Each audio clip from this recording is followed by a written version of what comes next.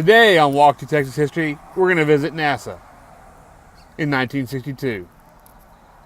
This is what NASA looks like today, or at least what most people think of in Johnson Space Center. Join me as we go back in time.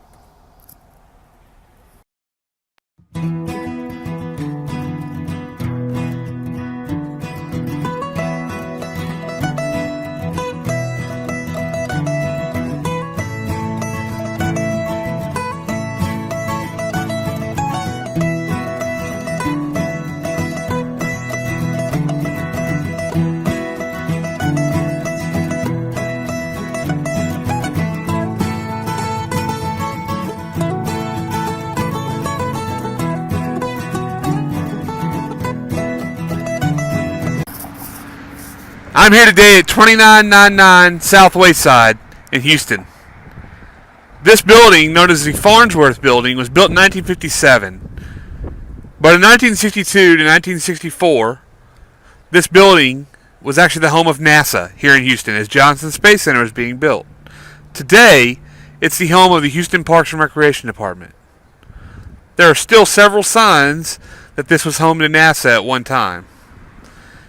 It's definitely a Frank Lloyd Wright type building with the modern construction of the 1950s.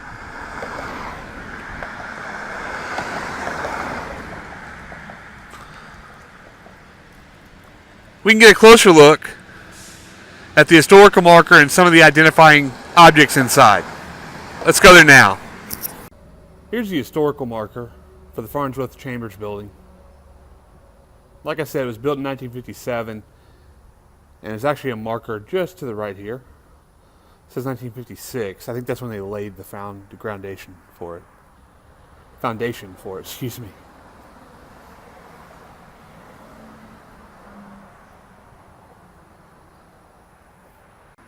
As you look at the front steps, there's a little display for NASA right there.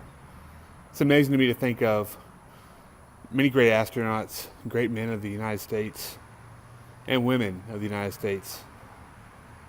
Aeronautical and Space Program were here. Probably walked up those steps. John Glenn, and many like him. There's actually a John Glenn statue behind me that we'll take a look at here in a little bit.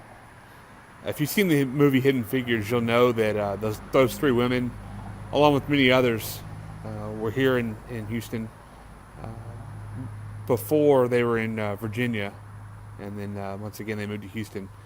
And this building, like I said, from 1962 to 64 was basically the space center for NASA. Let's see if we can go inside now.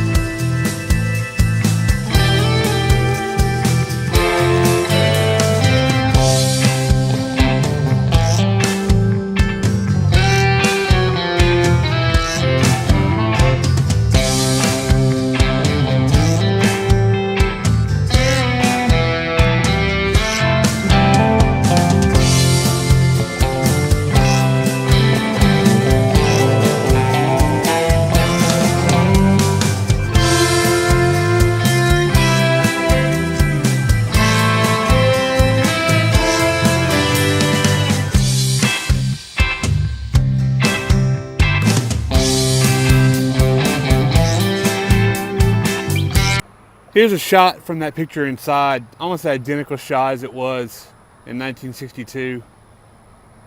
I wanted to get a shot as it is today. Not much has changed. I thought it was pretty cool. The receptionist allowed me to take video inside, and I wanted to do that just to see what it looked like. And as she said, not much has changed. And I thought it was just a really great place. Really cool office. A lot of historical features there that I think is really cool. Let's go over the John Glenn statue now. Here is the statue and the plaque honoring John Glenn.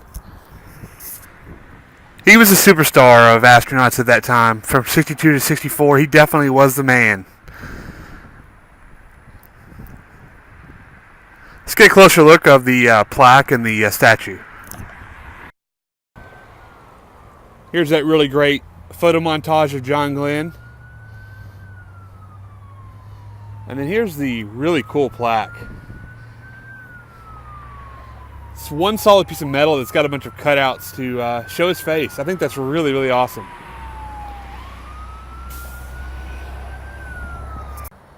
Here is that great statue of John Glenn. Looks like it was put here in 2011.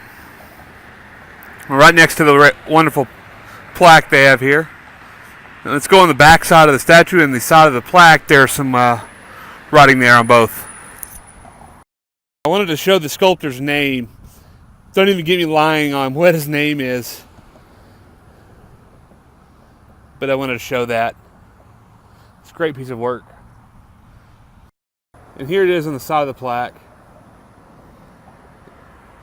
Really of great significance to Yuri Gagarin and John Glenn, the two first men in space.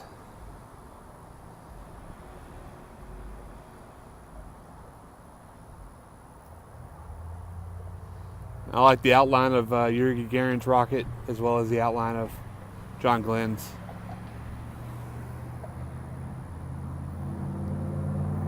And I didn't realize this, but February 20th was the day John Glenn soared into space. That's actually my birthday.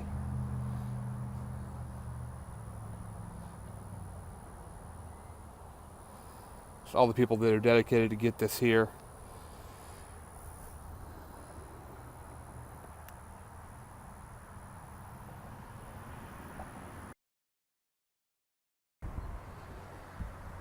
Well, folks, we'll call it a day here. Hope you enjoyed it. A little bit of hidden history here in Houston. Goes right along with the movie Hidden Figures. If you hadn't seen that, I suggest you go watch it. While NASA was only here for 3 years, there were 3 vital years when it helped get the space program off the ground, and John Glenn soared and became the second person and first American to be in space. Don't forget to like and subscribe and follow me on Facebook. I hope you enjoyed it, folks.